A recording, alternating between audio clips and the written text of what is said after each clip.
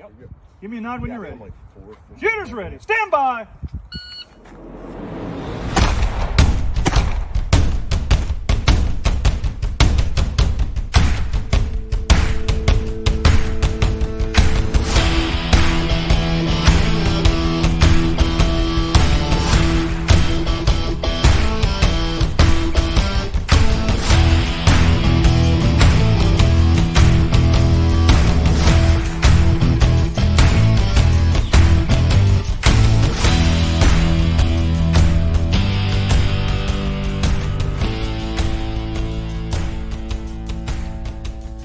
Hey everyone, welcome to Bullets and Bourbon. Tonight we have two very special guests. We have Mike Pannone and we got Pat. Pat, I don't know your last name. I didn't know if you wanted your last Doherty.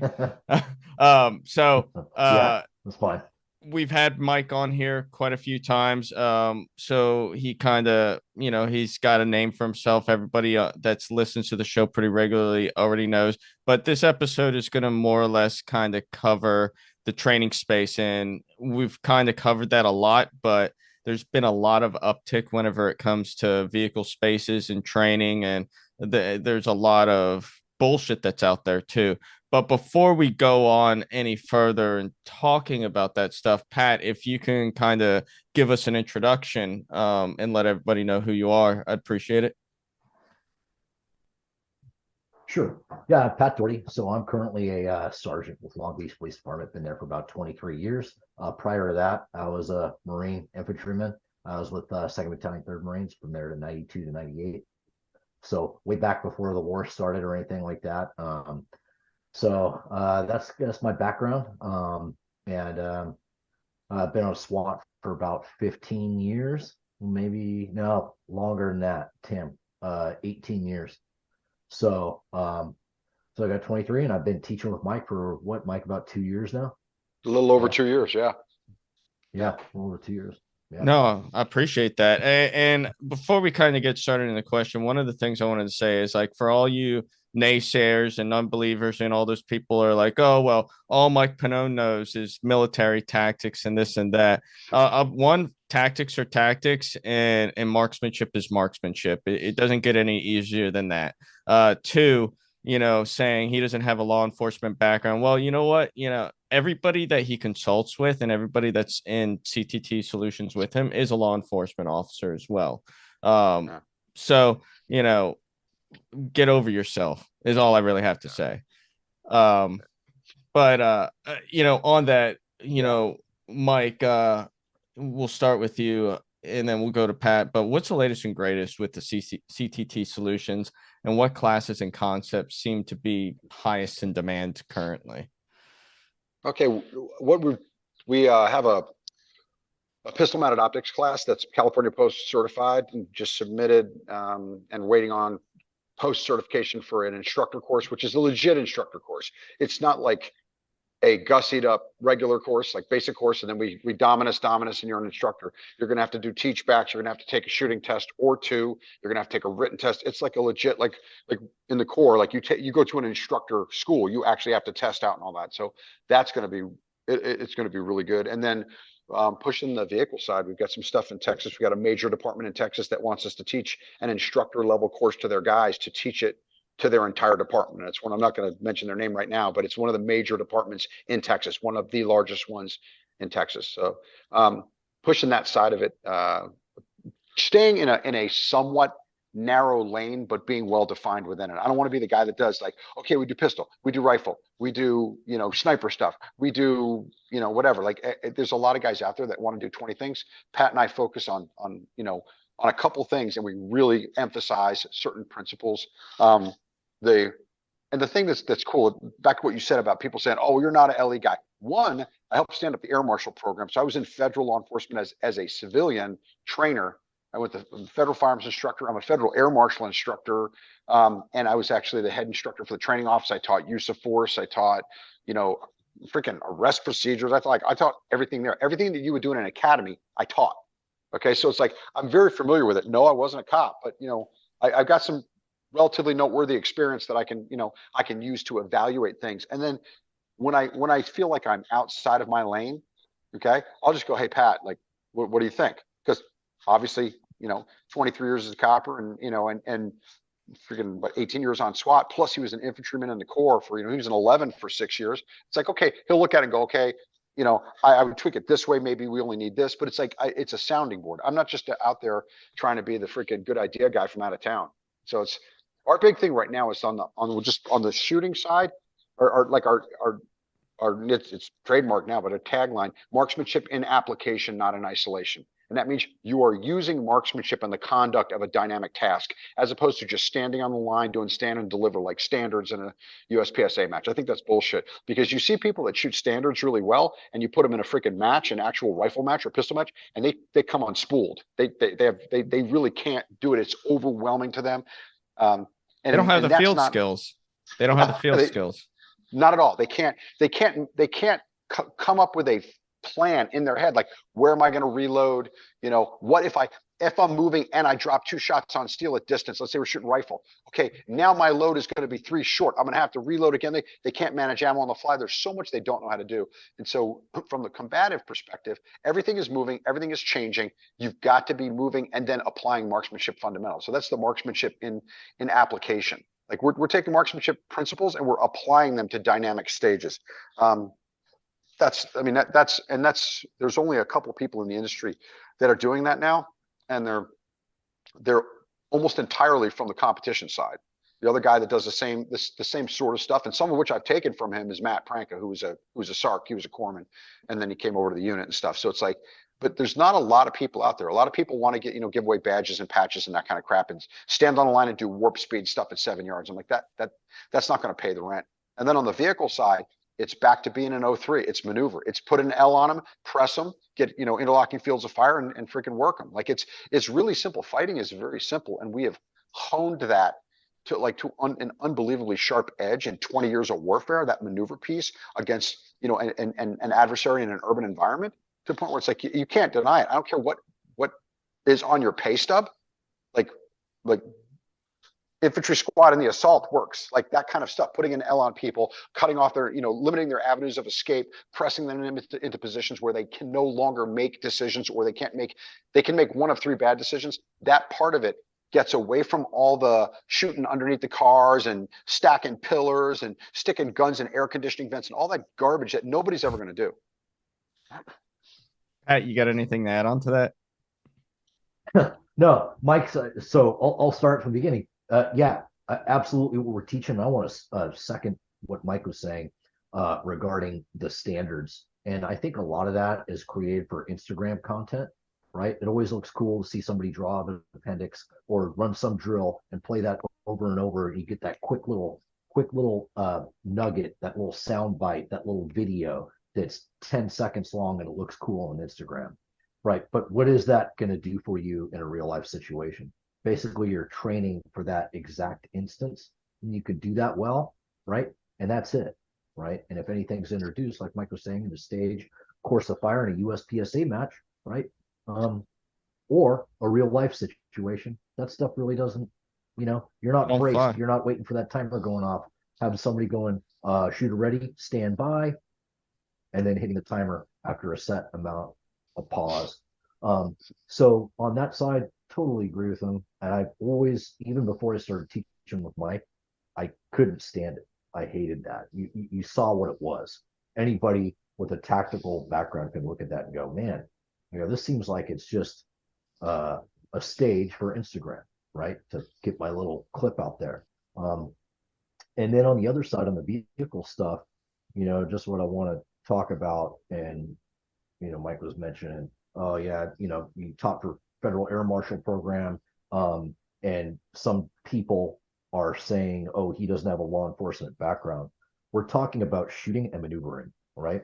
And whether you're in the Army, whether you're in the Marine Corps, or you're a cop, the same principles apply, right? That's it. There is no difference. The bullets don't care whether you're wearing a blue police uniform or you're wearing a camouflage uniform. It's the same thing. It's fire, maneuver, and communicating in there. That's that. One side doesn't own that.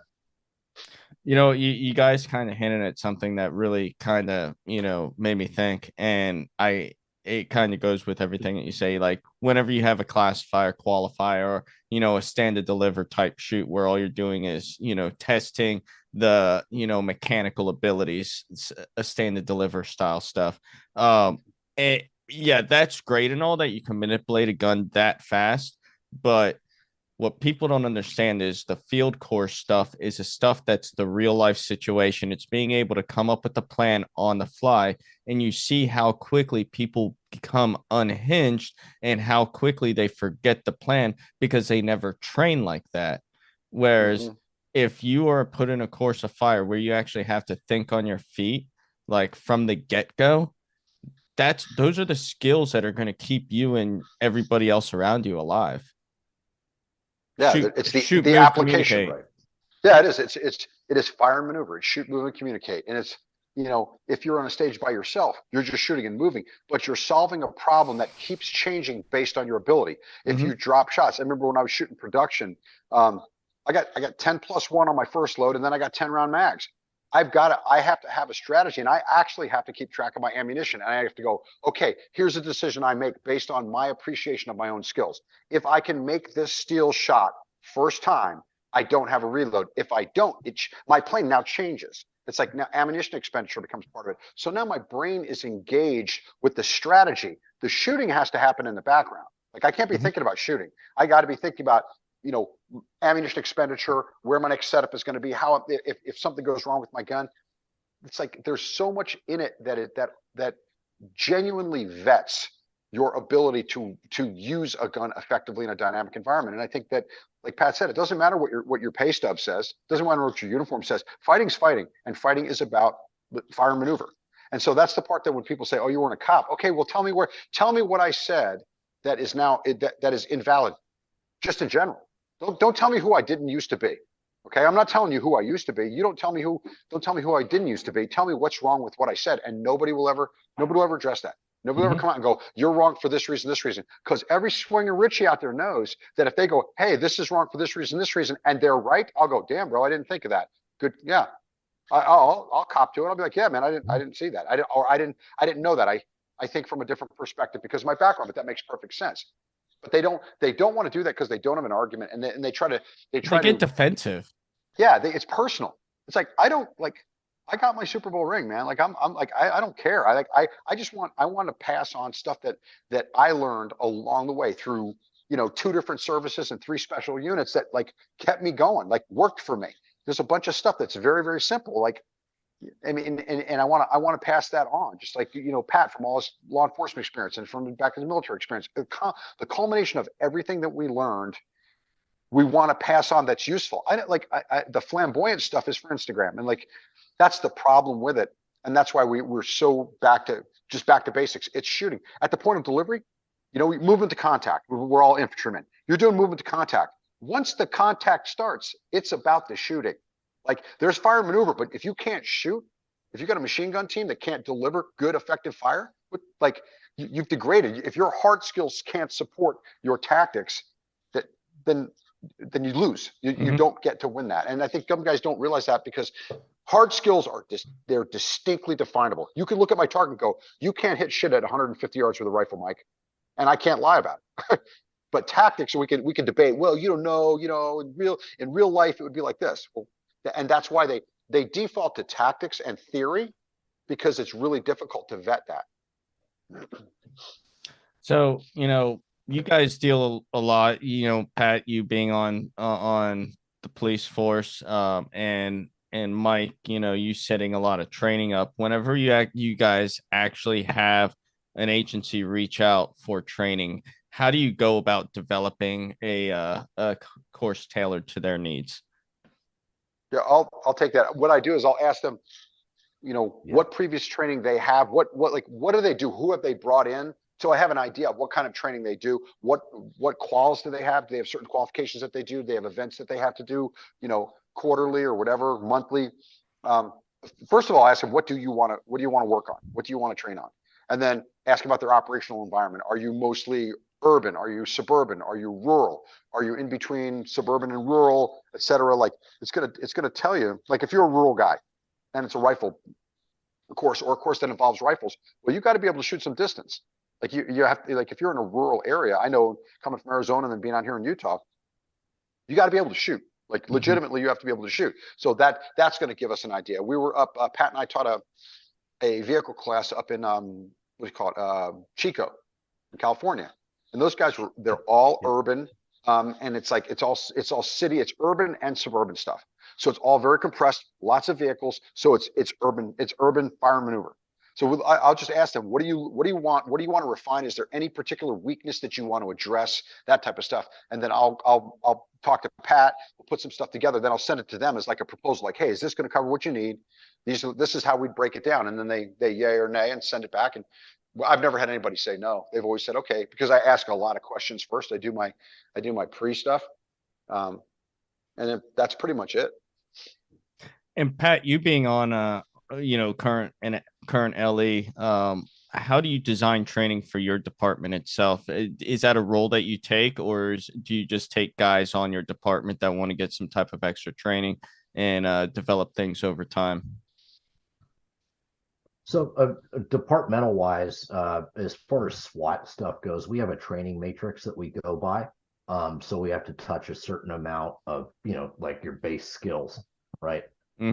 Like you'd have during a McCrest or something like that. Hey, I need to do these base skills, and you have to demonstrate those. And that'll change a little bit. Sometimes we might go, hey, we're deficient in this, we need to pick this up, right? And then you develop training for that. And a lot of times it's focused around what training venue you can get at the time, right? Whether it's shipboarding stuff or what have you, aircraft or buses or whatever. So yeah, we try to develop that training. That's in-house stuff. And then when it's outside, my view of it is I kind of have an idea of what a lot of officers, what type of training they're getting, and what type of, especially like post-mandated training, which is in California, it's police officers standards of training, right? And it's a state commission, right, that oversees all the training for departments in the state of California. It has some good things with it. There's some good aspects to post, and there's some not good aspects to it. And like any large organization, there's a lot of stuff that's very bureaucratic and not performance driven, right? It's more check in the box driven. And you see some of that in the military, I think.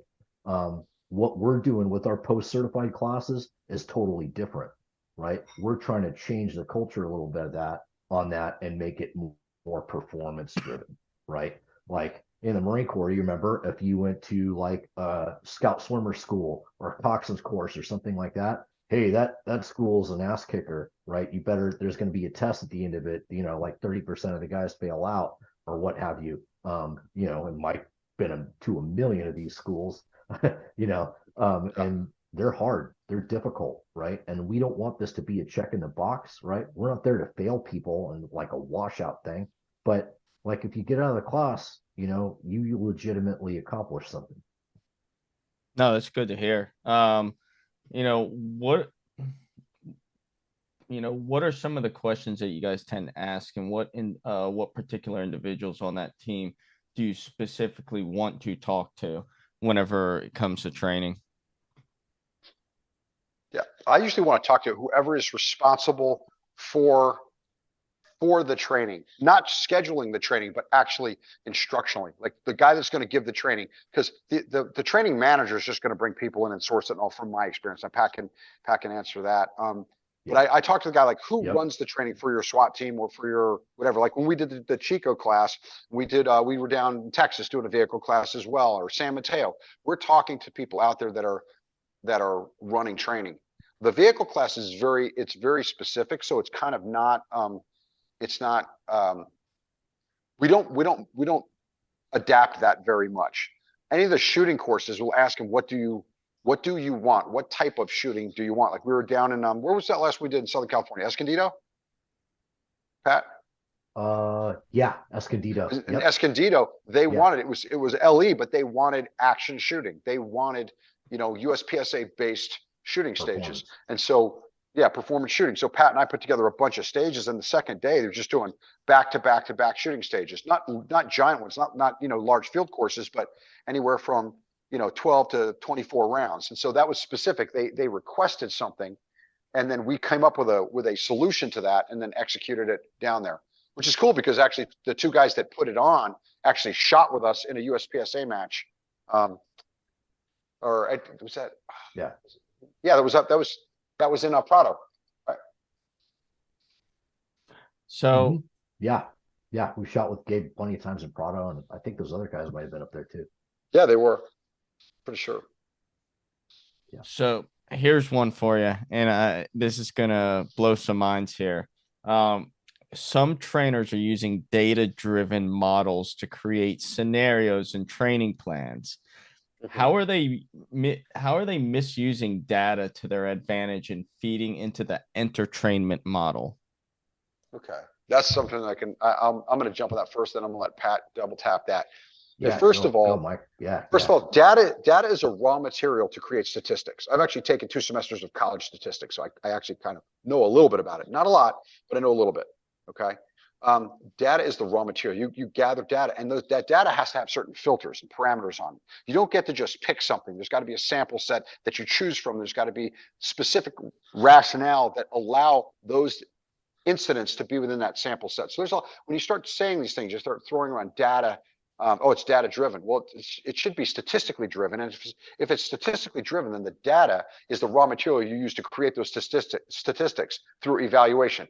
Now let's leave that alone for a second and go, okay, when we look at something, okay, we look at people training. Any one of the 3 of us, we all come from the same freaking club, same background.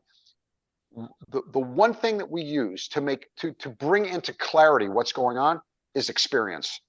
You've got training and experience. Training anybody can get, like if you just showed a training, but experience executing operations, that's the lens that you look through to make things make sense. Now, when you have that lens of experience, you ask questions that other people won't see. Okay, they don't even know to ask certain questions, and it's the whole when we talk about the data driven thing comes from a particular organization, and they start telling people that things are cover. Things are, that's cover. It's like, well, if it's not ballistically rated, it's enhanced ballistic protection, but it's not cover. You can't use that as a foundational principle in order to prove your system. Something that you just decided by dictate. You just said, oh, I've just decided that's cover. Or you can shoot it a bunch of times, and theoretically, depending on the load you use and the caliber you use and all that, it protects. Used in pillars and all that.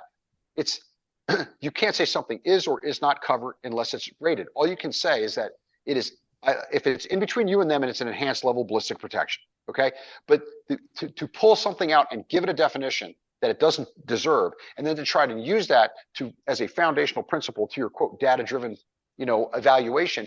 It's if you don't have experience, then you hide behind numbers and data. You hide behind bullshit statistics. And if you do have data and you do have statistics, put them out for peer review. Let everybody look at them. How did you arrive at that? How many incidents of this type did you look at? And to me, it's like it's freaking bullshit and gunsmoke. They're not telling me anything. They're just saying, well, I know secret knowledge that you don't know. It's like, well, I've got some secret knowledge that comes from experience, and that secret knowledge tells me that that's bullshit, and I can tell you why. I don't care what your numbers are if you can't defend what I'm asking you. And that's the biggest complaint that I have, is that there's a lack of inquisitive minds in the training community that just question stuff. They won't question it. And on my side, the people won't answer. When I say, how do you think this is going to work? You show a drill where someone's being ambushed from the 9 o'clock, the passenger side, facing across the driver and the passenger with a rifle, and somehow you're engineering a success out of that. It's like, no, you just got ambushed with a rifle. You get burned. That doesn't work. And somehow people will take it, well, context, or, well, the data says, and we have, cherry-picked instances. It is a complete dodge. It is in lieu of actual experience and traditional tactical principles. Pat? Yeah. Hey, what Mike said about that, being ambushed and talking about experience versus data. First off, like Mike said, I don't know what data they're talking about, You can look at the Uniform Crime Report. You look at FBI LEOCA studies, right? They don't talk about like vehicles and what's rated as cover and how many officers engaged from the back of the vehicle, whatever garbage that they're using. All right. We're talking about basic principles here. And the example that Mike used, where you get ambushed, we'll talk about that term later, right? But if you get engaged from a passenger side of the vehicle and the suspect has a rifle, right?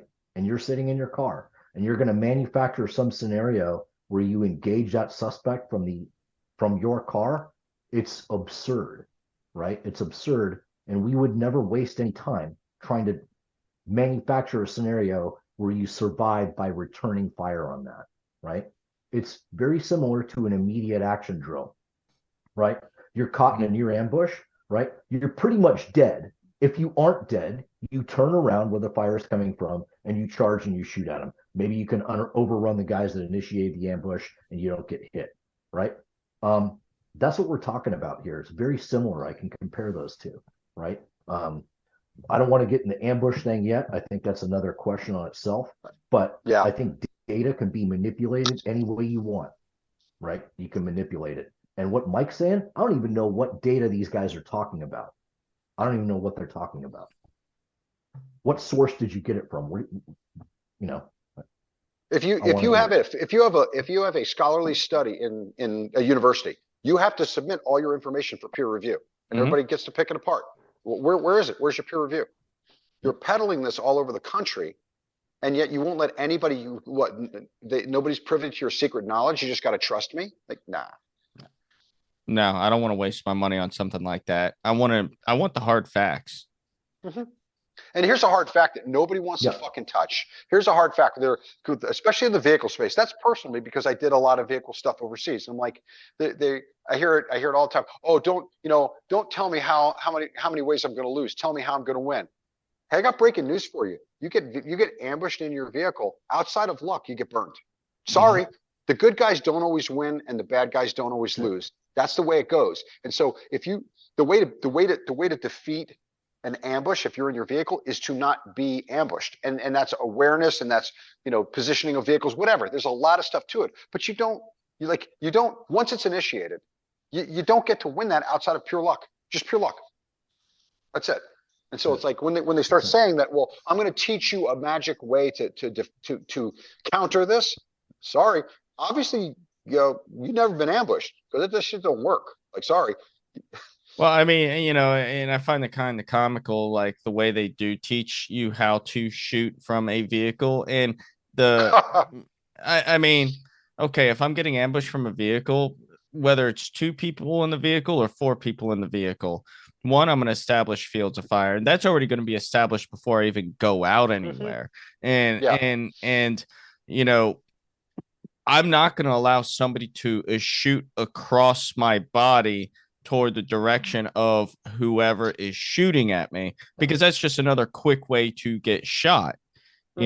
That person who's getting, whatever side that they're on, their area of responsibility, they're going to engage as best as they can. And then the other person's going to maneuver on them, get out of the vehicle and maneuver, and provide a base of fire.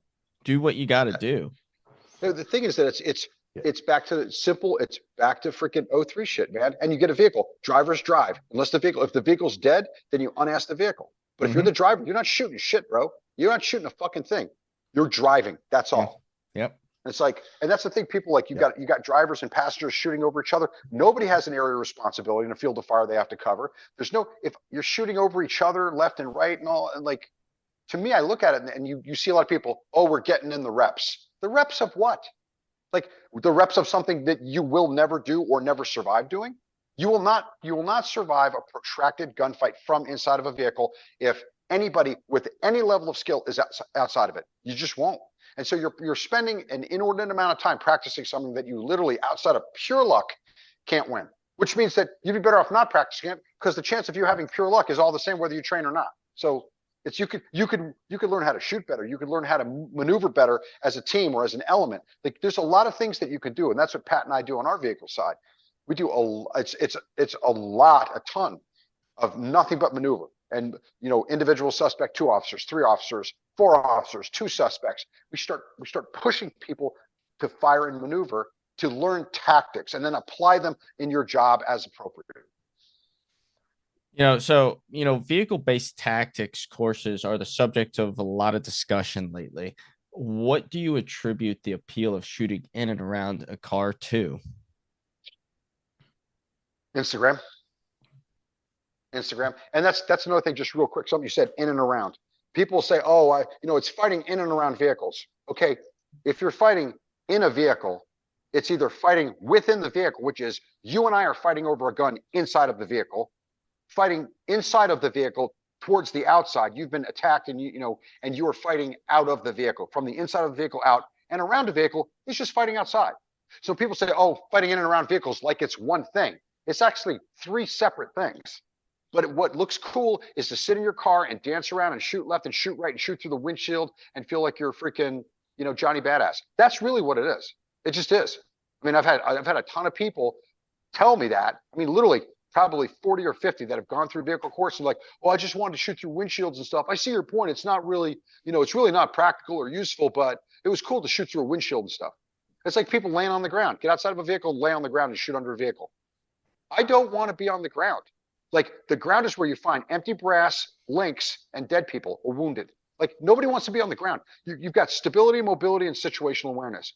If I'm on the ground, I've got stability because I'm on the fucking ground, but I've got no mobility and I've got no situational awareness. I've given up everything. I'm looking underneath a vehicle. I'm completely blind to the rest of the fight. It's like, that's just freaking crazy. I never saw anybody overseas get on the ground.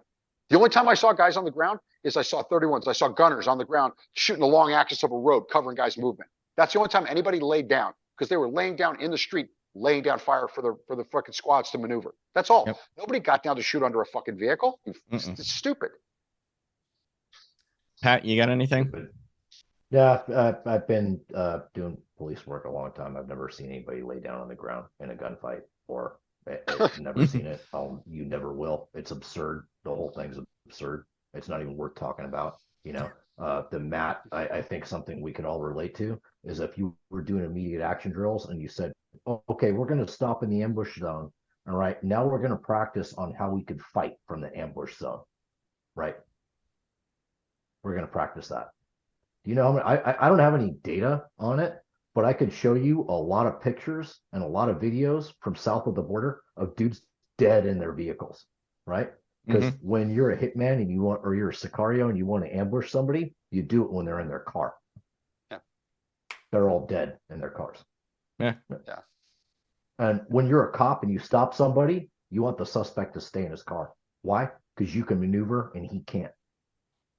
Right? And you can see things and he can't. And he's locked in one area and you're not. Right? And he's a lot more ballistically inefficient and you are. It's just... It's stupid. It's not even worth. It's basic tactics, man. It's basic tactics. I mean, don't immobilize yourself. Yeah. Like, why would you do to yourself what you purposely try to do to someone when you do a vehicle stop? I purposely want to keep you in your vehicle because it gives me a demonstrable advantage over you. I own you. That's the last thing you want is for them to get out of the car. So why would you stay in the car and give that to them? Let them maintain their stability, mobility, and situational awareness 100% while you give up 2 of the 3. It's just, and that's the thing. It's like when you've actually fought for real, not simunitions, actually fought other humans. Okay, you realize how important it is to be able to move.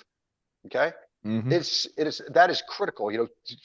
Speed is security. Like, I'm safer if I'm moving. It's harder to get to me, and every time I move, I force you to respond to it. You have to do some sort of corresponding move to mitigate it. And so there's constant movement. The faster you are. 1,000,000 years ago, my dad was in Korea, and he told me a story. He's like, when I was getting ready to go in the Corps, he's like, hey, listen, if nothing else, like his little nuggets, he never really talked about it much, but he was like, if you just run head to head into somebody, like, because fighting the Chinese, he said, the squad that moves first and takes the one, there's usually one key piece of terrain. He said, the squad that moves first and takes that wins the fight every time. Like, you move first, you put them in the kill zone. You create it just by being aware of what's around you. And it was like, it stuck with me, like, move immediately, take the best piece of ground to fight from. If you stay still and let them move, they're going to work you. And it was like, That shit's time immemorial. Like Marine's been doing that to people for fucking a long ass time and it's been working. Mike, this Yeah. question's specifically for you. Okay. I think you're gonna like it. Oh, okay. So if I need to find a place to stick my gun, where's the best place to stick it? And why is the car vent appropriate? Well, yeah, car vents, because they're so easily accessible, there's no way you could ever stick it in there and not be able to withdraw it. Yeah, I mean, it's just so accessible. It's almost like they made it as a holster, like a backup kind of holster, like kind of surreptitiously, because GM and Ford and all, they don't want you to know that, but they want to, like, deep down, they're like, hey, this is a great air conditioning vent. It works good, but guess what? It's like a tertiary holster. That's fucking that's just the silly, that is makeup shit. That is so make believe, it's not even funny. That's why I posted that. No one has ever done that and no one ever will. Literally, nobody in the history of the world. I'll freaking kiss my own ass in the town square if I'm wrong. Nobody has ever jammed a gun in an air conditioning vent when you could just put it in your lap. Like, it makes no fucking sense. It's like, it's shit to look, I'm an outside the box thinker. You're so far outside the box that nobody knows where the fuck you are. You don't even know where you are because you're just making shit up because, oh, yeah, I just thought of it. Oh, I'll just stick this in. It's the same people that tape a tennis ball to their hand and then press the tennis ball up against the gun. So even if you're injured, you can use that hand for stability. Yo, sucker, you ever been fucked up? You ever broken your hand or your arm? You're not putting it next to shock and vibration that comes from a firearm. You're just not. So now you're making this up. Like, oh, I've just put my hand up against her. I've broken my hand before. I didn't want to stick it next to a pistol or a rifle. Like, you're not going, this is the kind of stuff that's like this whole think outside the box. There's some basic shit that people have been doing since there have been men fighting other men with guns. They've been kind of doing the same stuff. It's always get key piece of terrain, keep moving, outflank your adversary. If you've got two people, set up an L. There's very simple things that work no matter what your pace step. So it's like that kind of crap drives me insane. And when the person who did it posted it like, hey, check me out, I'm like, my mind's just fucking blown. You don't even know how stupid that is, and you posted it. Well, since the gun industry is so good at marketing things towards You did it to problems that yourself. never existed in the first place, I think I'm going to find a way to adapt Safariland holsters into air conditioning vents, and that's going to be my next great idea. So I'm patenting that, and you guys can't have it. I think you should, because you ever seen those things like the things you connect to the vent, you can hold your cell phone with, something kind of like that, except it holds a gun. Oh Like, yeah, but it's more invasive. It's more like it's more in there, like stable, in case, I don't know, whatever. I'm going to put an ELS fork on the air conditioning event, and Oh, then you can put whatever you want on it. You want a little caddy to hold your Chick-fil-A sauce? Cool. But if you want to put a gun holster there, you can do that as well. That's brilliant. That is, Right. but that's why you're an officer, and I'm just like a recovering Lance Corporal. So a lot of the things That's you guys are hilarious. saying about vehicle tactics makes sense, right? Because I spend a lot of time on the road, and yeah, you're fucking vulnerable as a driver, right? Like, the only thing, like, there's so much behind you depending on the car you're driving. You can't see just your rear view and your side mirrors. So I feel really freaking vulnerable. So a few observations. None of these dudes ever seem to be wearing seatbelts when they get engaged. So that's kind of interesting in of itself. Yeah. And then also, like, as a driver, I'm always aware of an egress. Like, if I'm sitting in a parking lot, I know where the closest exit is. If I'm driving on the highway, if something happens in front of me, I know which direction I can bail out. You mentioned it earlier. The smartest thing to do in some of these situations would just be to drive away. If your car is functioning, then you need to get the fuck out of there. Yeah. But it comes down to nobody wants to pay these dudes to teach them things that any proficient driver would be able to figure out on their own, right? Like, soccer mom gets into some shit on the highway, she's going to weave and get the fuck out of there because she's got kids, she's got someone in the baby seat in the back. But Did you see that? Did you see that vehicle? Did you see that carjacking in Oakland, outside of Oakland? They tried to carjack that woman and she drove off. Did you see that? Probably, but that's the smartest thing she could have done. Yeah, right? exactly. They pin her in, they cut her off, and then you start running towards the car. She's freaked out for a second. Finally, she just hits the skinny pedal and freaking gets out of there. Like, makes perfect sense. Exactly. But Yeah. it doesn't really I mean, it's easier to just plunk one car in the middle of a 360 bay and just have people shoot around Yeah. it, right? Like Yeah, if it's a you prop. It's a exact prop. exactly. So yeah, it completely makes sense. Mhm. Going It's back most of to those guys aren't. Oh, go ahead. you go ahead, Mike. No, it's just going back to what you said about the vehicle side of it. This is something that actually happened to me. It was about 2 weeks ago. I actually told Pat, you'll recognize the story.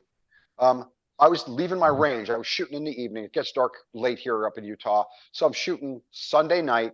I shoot basically until dusk. And then I clean up real quick. As I'm driving out, it's dark. I drive down a road. It's about a mile down from there's a top gate and a bottom gate. From the top gate to the bottom gate's a little bit over a mile. So I'm driving down. As I get down to the bottom, I see 2 cars parked there. I stop before the gate. It just doesn't look right. I'm like, something's weird. So I'm sitting in there and I stop at the gate, and then the lead car pulls forward and basically blocks the gate. I'm like, okay, this is fucking weird. As soon as that happened, this is just, I mean, this is like, it's in freaking Utah. First thing I did, grab my pistol, unask the vehicle. Just got out of the vehicle. I don't want to be in the vehicle. I don't know what's going on, but it didn't look right. Okay.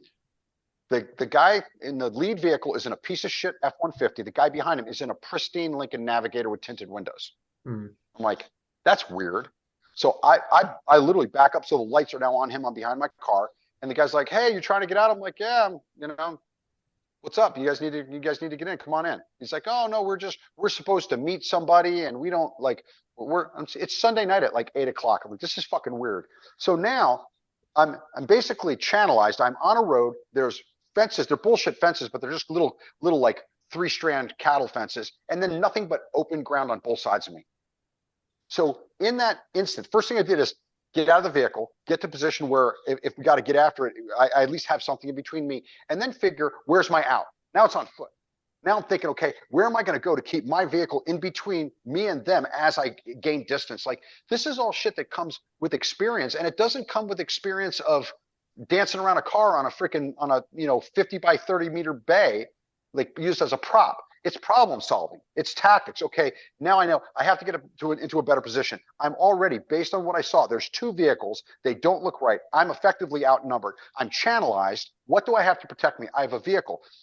Okay, I've got to keep that vehicle in between me and them if it goes bad as long as I can. So now it's literally maneuver. It's maneuver until it's fire maneuver. But it's like that kind of stuff is tactics. That has nothing to do. That's vehicle related. That's just tactics. That's me being an infantryman. That's me being fucking Lance Corporal Pannone 0311 going, okay, how the fuck do I get out of this? Right? It's not that's the thing people don't understand. When they start talking about tactics, like all of a sudden it changes, vehicle stuff changes your tactics. No, tactics are just tactics. How you manage the environment you are in to best safeguard yourself and survive and win a fight is just strategy. And that's the point. Like little stuff like that happens that people like, oh, I'd run in the back and I'd get my rifle out. Do I want to escalate it that quickly? Do I want to force it now? Okay, no, I don't. I don't know. Maybe this isn't bad. It looks really fucking weird. Okay, I've got a pistol on me. I'm like, okay, let's kind of play this out a little bit, but I've only got so much time to do it. If it goes bad, I'm not going to have time to go in the back of my car and pull out an AR. I'm not. I'm going to get worked. So it's like all this fantasy bullshit where they run to the back of the vehicle and get their gun out. Like, this is not real. If I could just drive away, I was in my little range car, little Mitsubishi Outlander. If I was in my GMC, I'd be like, okay, if it goes bad, I got 435 horsepower. I'm going right through that gate, right through that car, and I'm out of here. But it's like, it's like it's dependent on your understanding of tactics and equipment. What do I have available to me? What don't I have available to me? What terrain is around me? The whole vehicle part, when they use it as a prop, they learn nothing.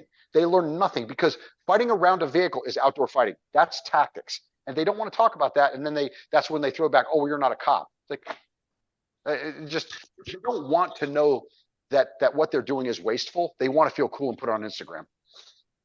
Yeah, definitely. What ended up happening? I'm just curious. What ended up happening in that situation? The guy, I just basically I held my ground. I was like, okay, listen, what the guy started to walk out. He saw me get out of the vehicle, move to the back of the vehicle, and he knew exactly what the fuck was up. He knew he saw me move, and he's like, it had to be a dope deal. It had to be some sort of dope deal. It was an old, like a late 90s, early 2000s F-150, a maroon one, and then a Lincoln Navigator. It looked like you either just drove it off the lot or you just drove it out of a car wash.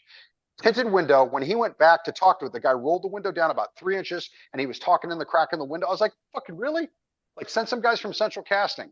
Like, It was weird. It was weird. I have no idea. Who knows? Maybe they were just lost and they were supposed to meet their cousin to go, swap tamales. I don't fucking know. But all I do know is it was Sunday night at almost 2100 on a road that is 2 miles from a main road that is not a main road, but it's a country road that's 12 miles from the highway.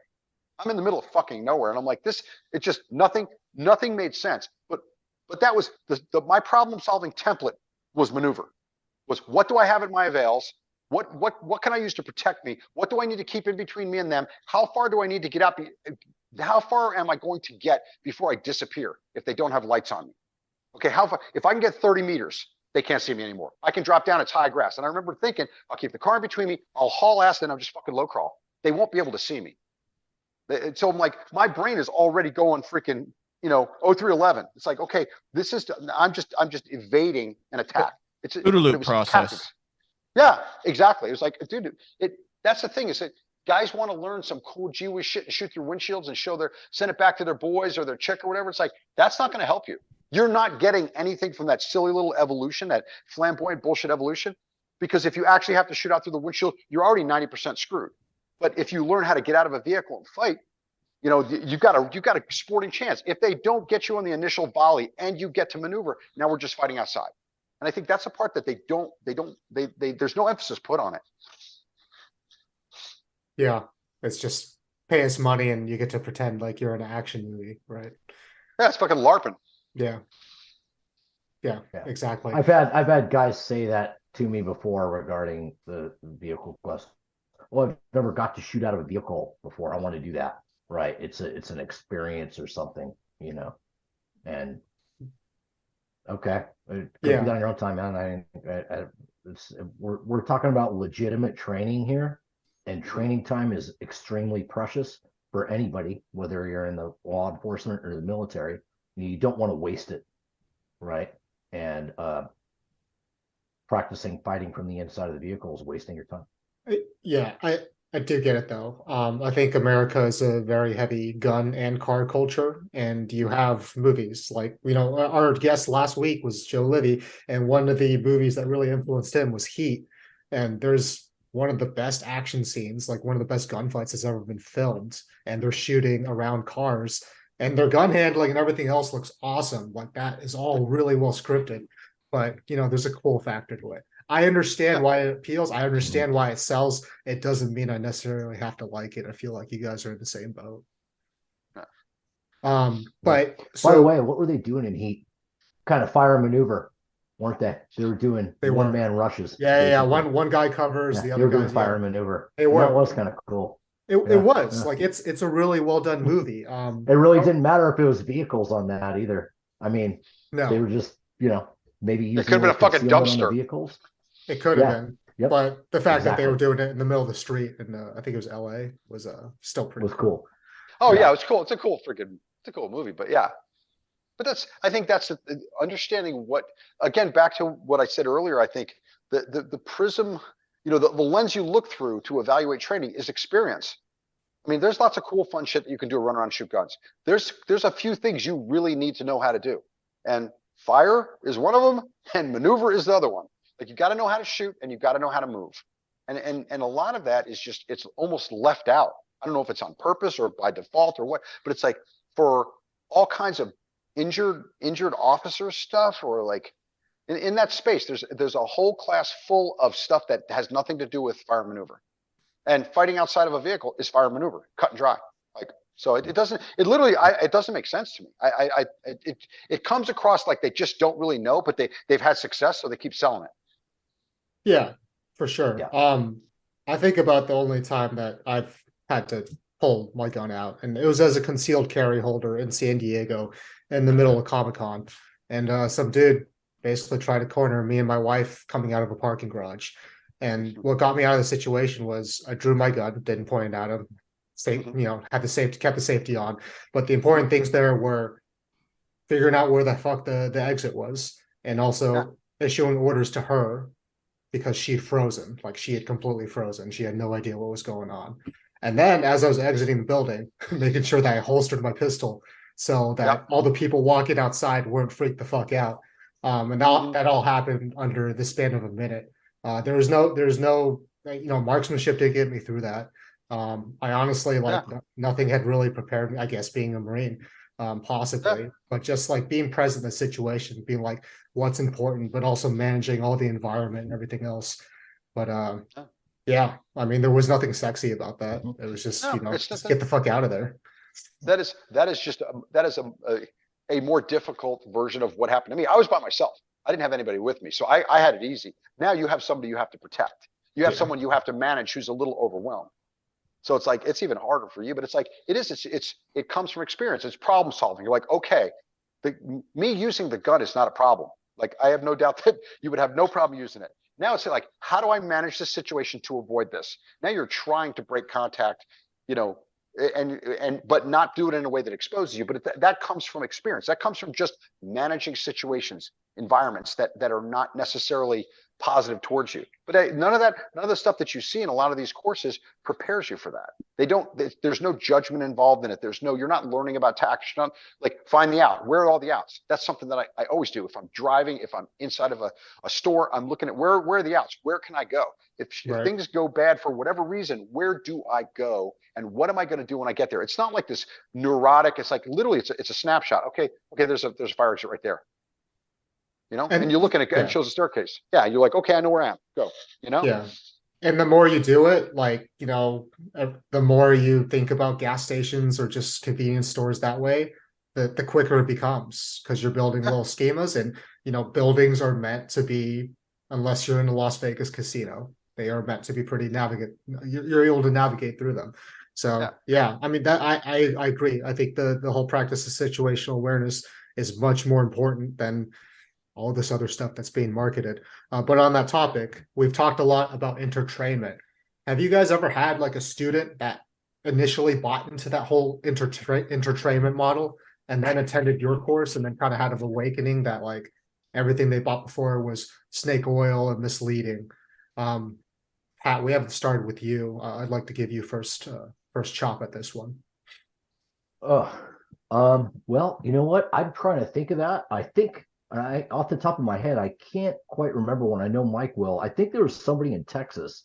Yes. I didn't want to prompt you. I wanted you to bring that one up on your own. Yeah, because he was a VCQB instructor. Yep. Yeah. How'd that go? Yeah. What was that experience like? Mike, you could speak to it better. So you remember that incident better. We were down in Texas teaching a vehicle course. It was day one. There were a couple guys that had bought into that whole VCQB program. One of the guys was a VCQB instructor and all that. And the first thing we did is we said, okay, we do the first couple drills we do are all action reaction. So you're sitting in your vehicle. First thing we do is put you on a timer. When the timer goes off, how long does it take you to get out and fire a shot? Like open your door, fire a shot, hit a BC zone steel at like 7 yards. Nothing spectacular. We want to see just pure speed with minimal marksmanship. Then we have you sit in your vehicle and have a guy on the passenger side, the steel's directly in front of you. When the officer on the passenger side standing outside the vehicle starts shooting, you crack your door, fire a single shot on steel, and he stops. How many rounds can he shoot before you can open your door and fire a single shot? And so right off the bat, you're starting to see guys emptying a duty pistol. They're emptying a Glock 17 +1, go to slide lock before a guy fires a first shot. And what Pat and I do is we basically throw a spin on hit factor. We go time in a combative engagement. Time is measured in rounds per second. That's how time's measured. How fast can they deliver fire to you? It's basically like combat hit factor. So if an adversary shoots 25 splits, which isn't really that fast when people are getting on the gas, but let's just say makes it easy, that's 4 rounds per second. If it takes you, the average guy takes over 3 seconds to get out of a vehicle. So to make it easy, we'll just say 3 seconds. 4 rounds per second. 3 times 4 is 12, plus the start signal is bang, so that's 13. So the fastest people, the absolute fastest guys getting out of a vehicle are going to absorb 13 rounds before they fire a single shot. And that's not at really spicy splits. That's not somebody opening up with an AR shooting, 16 splits. So it's like we start reforming your mindset. Like stop thinking about it the way you always thought about it and understand it's a math problem. And the math problem is measured in rounds per second. And that's when their eyes open up. They're like, oh shit, like this just changed my whole perspective. Because you'll have guys that work together, and like Pat and I, let's say Pat and I are in the class and we work together. well, I'm going to try and hammer that shield as many times as I can before he gets a shot off because we're boys. Like I want to fuck with him a little bit. And he's going to do the same thing to me. And they realize if somebody opens up on you, you're going to eat an entire magazine from a fucking standard capacity gun from a 15 plus before you ever get a chance to fire a shot. And and theoretically, you're going to be in the time when Pat is hammering that windshield, I'm going to either turn and try and address him, which I'm not, or I'm going to be trying to get out of a car. Like it just doesn't work. And then we debunk the whole ambush thing. And then, Pat, talk about the difference, ambush and attack stuff, because we addressed that too. The difference between what's an ambush and what's an attack, chance contact, some of that stuff. Yeah. There's a stunning lack of appreciation on what a real ambush is. Okay. So that student was like, had kind of bought into another school of thought, but he couldn't defend it. He couldn't defend it at that point. He had bought into that train of thought. He had bought into all these drills. And I said, explain to me where this goes. This counters exactly what your curriculum that you favor teaches. Tell me where it's wrong. I want to know. If I'm wrong, I want to know. And he's just like, no, you're not wrong. Like it's tactics. It's like an ambush is a surprise attack on an unsuspecting victim from a hidden or unsuspected location. There's a definition. There's a reason. Like the intention of an ambush is to take away your ability to respond. That's my goal. You don't get to fight back. And so like when you explain it to them, most of those guys that go through our vehicle course don't understand the simple stuff, that they don't understand the difference between an ambush and an attack. You can attack a position as an infantryman. You can attack a position and they know you're coming. It's an attack. We're doing an attack on a fortified position. They see us coming. We start, we set down a base of fire. The guns open up, mortars open up. It's an attack. It's not an ambush. An ambush is they're all in the chow hall or sleeping, and all of a sudden, boom, the front gate comes off the hinges and a bunch of freaking Marines come in. Like that's an ambush, or that's a surprise attack. People don't have an appreciation for it. And so they lump them together like an ambush and an attack are the same thing, and they're not. Yeah, really interesting. Well, that was a great example. So after that person kind of had that revelation, like they completely, they did a 180 and they basically agreed with the model that you guys presented. Yeah, because we asked absolutely. Pat and I. Go ahead, Pat. Yeah, no, it absolutely they did. They go, I never thought about it this way, right? Yeah. And then we demonstrated some stuff and we showed them some videos of guys taking fire inside of a vehicle, right? Or have targets inside of a vehicle. What we were talking about, a lack of appreciation for what that is. Do you think that you're going to be able to sit there and draw your gun from a holster while glass is flying into your face at 700, 800 feet per second, right? Your reaction, right? As if I took a hot object and put it in your hand, is to drop it or to get out of the way. It's not to stand there and I'm going to draw my gun and get a sight picture and shoot through a windshield or a window, right? 2-3 inches off your muzzle and deliver any kind of accurate fire, right? And they realize that. Guys realize that, right? And then once they started doing fire and maneuver around vehicles, they really realized how quick they could solve a problem, right? All right. And that's what we're going to do. We're teaching them how to fight outside that vehicle because we don't want to fight from inside a vehicle. So if you're taking fire inside of a vehicle, you want to bail out. You want to get out of the vehicle. All right. Yeah. I didn't do a lot of training in the Marine Corps on getting ambushed in a convoy, but I imagine if you got ambushed and you took fire and you couldn't get out of there in the vehicle, the first thing you did was dismount. Am I correct on that?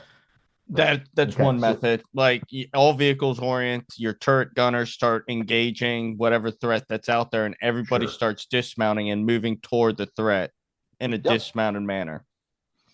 Yep. Yep. Yeah. Fact. Done that That's it. little dance on uranium. Completely makes sense.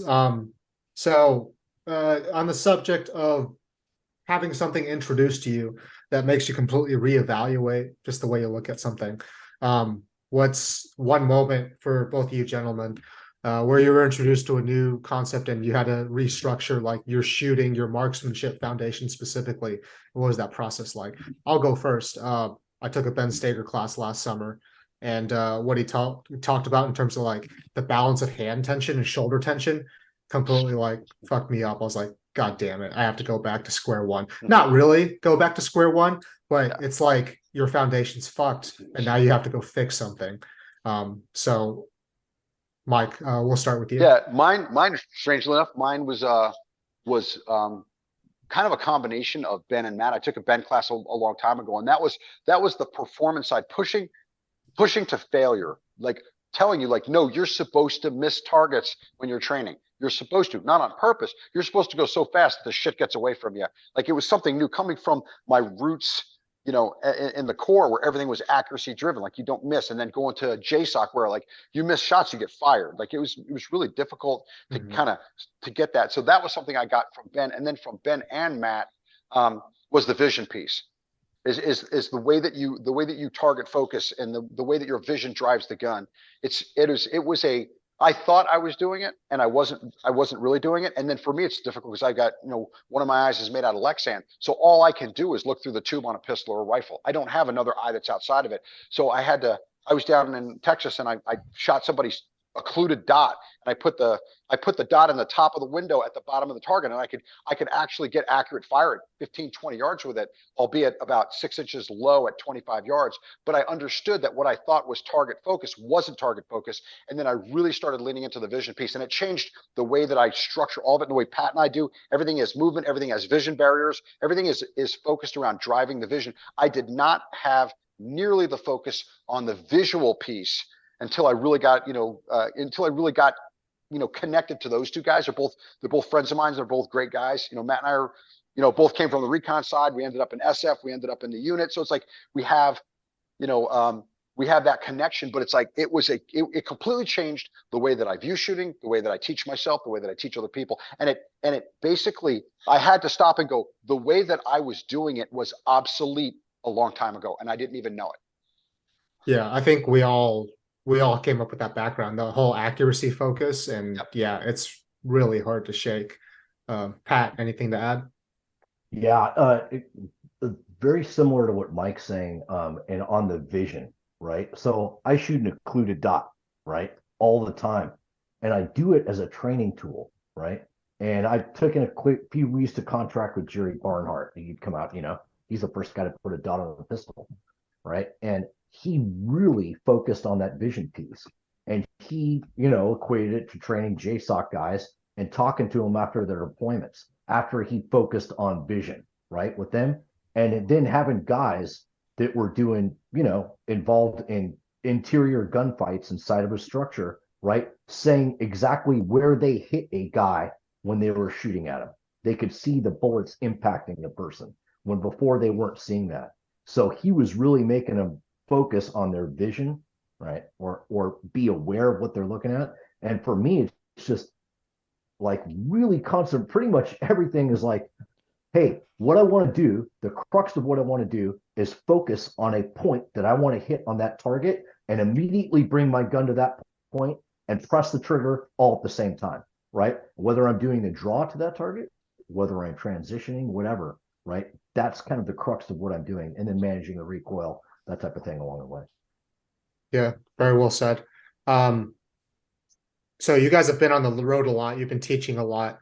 What competitions have you all been able to attend recently? And is there a minimum threshold in terms of competitions that you guys push yourselves to go attend, even with all the training and being on the road and all that you consider is necessary? Yeah, I've been on the road. I couldn't shoot last weekend or this weekend. I shoot a minimum of a match a month. Pat and I are trying to get to shoot together at least once a month. I know Pat's been shooting a bunch of matches lately, more than me, making me look like a slouch. But it's like we're huge on it. Like that's part of something that he and I, when I'm out there working with him in California, because that's where most of the stuff we do, it's something that we really put an emphasis on, because you've got to apply it. So I do a minimum of a match a month. I don't care what the fuck it is, if it's a steel match or whatever. And I've got my girlfriend she's getting into it. Like, she's going to shoot the sectionals with me. So we were at the range today working the vision piece. And it's interesting, just side note, we talked about vision, how quickly she's learning when she's learning correctly. She's learning, just look where you want the gun to go, and the gun will track you. It will, wherever you look, you'll pull the dot where you're looking. If you look at the dot will pull you wherever it goes. And it's like, it's so much easier to teach somebody to shoot. But back to what we're saying, minimum one match a month, preferably 2 to 3. After that, it just becomes, I got to spend some home time, and I got to mow my lawn some fucking time. Probably makes sense. Pat, being in Long Beach, Yeah. where are you competing? Is it Chino? So yeah, you can go to Chino. There's a Prado Old Olympic shooting range out there, and then San Bernardino, right? Okay. And so both those are between 45 minutes and an hour and 10 minutes away. So it's a little bit of a commitment, but I try to do it every Saturday, right? And what it does for me, I could go shoot around the police department and get praise, and guys go, dude, you really shot really well. That was awesome, blah blah blah. I go there on the weekends, I get freaking humbled, dude. You know, there's a Right. lot of really good shooters out there, and so it makes me push harder, right? Yeah. Um, it's kind of like going to a debrief where you don't have a bunch of people patting you on the back. You have a bunch of people saying what you did wrong, right? Not in a mean way, but just, hey, this is what you did wrong. This is how you can improve. And it's myself saying that to me, right? And so that helps me. Yeah. You're also getting, well, you're getting feedback from people who are pursuing mastery, right, in marksmanship. Oh, Yeah, absolutely. that Yep. that match out there in Chino, Prado is really great. When I had to go to a course in 29 Palms, unfortunately, and every time they had a match out there, I would drive. I think it was 2 hours. I didn't care. Oh, It cool. also got me out of 29 Yeah, Palms, yeah. so that was also a good part Yeah. of it. Yeah. So I'm fortunate, some of the best shooters in the country are out there. You Yeah. got Jojo Vadonis, these guys. I mean, they've been around forever. I mean, they're just amazing, right? Yeah. And you can talk to them for 15 minutes and get a nugget out of them. You get something. Yeah, people are always surprised when I tell them that the competition shooting scene in California is really strong. What you Very. find there is like the people that are into competition shooting, they're very close knit. I really haven't seen that in any other state. I've competed in now California, North Carolina, and Virginia, and all the places I lived. In California, man, it surprised me. I showed up to the range and I had like a California compliant AR. Everyone else was like, "Why do you have that? Why'd you do that to your rifle?" That guy's a cop. He doesn't care. Yeah. Like it's yeah. I was really blessed to get my start there, and like you said, Pat, super humbling. Like I shot at Prado a little bit, but mostly for me it was in Temecula. It was at the Pala range, and yeah, just Oh yeah, it's great range. Yeah. yeah. But I just got stomped so hard, but it made me want to come back. It made me better. But yeah, that's all I had. Matt, anything else to add? I got nothing. Gentlemen, any closing thoughts? Nothing. No, just one thing. Be critical, not in the pejorative way. To all the people listening, when somebody peddles something to you, okay, question it. Just ask questions. Don't question it to be like the sharpshooter from the back row. Like we all know when we're given instructions, someone's like, "Well, actually, it's I before E, and that's a dangling participle." Or bullshit. Like none of that bullshit. Like actually ask genuine questions. Like if something doesn't make obvious sense in a simple explanation, question it, because it may not be what you need, and you should know now before you learn something that's either useless or counterproductive. Question everything. If you're on a range with me, question stuff. Ask me questions. And like don't listen to somebody selling who they used to be in another life. Everybody, you already got the job, dude. Like teach. And there's a lot of guys that want to tell you there I was no shit. You're like, dude, there's a lot of us that were there I was no shit guys. Just stop. Teach me something that you learn there. So be a discriminating consumer of training, because it's your time and your money, and you can never, your most scarce resource in life is time. You can't ever get it back. And the next most scarce resource you have is money. And so they're taking your time, they're taking your money, and they're not making you any better. Like just question it all. I disagree, Mike. I want to shoot around a vehicle, get taught by a former Green Beret, and then I want him to give me a patch so I can show it off to my fantasy league on draft night. You have goals, bro. You have crazy high-spirited goals. I've seen what my future holds. I have no illusions. He's mapped it out. He's got a whole career tracked. Sorry, I just like went in hard on suburbia right there. But gentlemen, thank you so much for your time. Appreciate you all coming on, and it's always a good conversation with you, Mike. Pat, great to meet you as well and hear your insights. Nice to meet you, Frank. Yeah, you as well. But if anyone has any questions, hit up CTT Solutions. They're on Instagram. And yeah, appreciate you guys listening and let us know how we're doing. Thanks, Frank. Matt. Yep.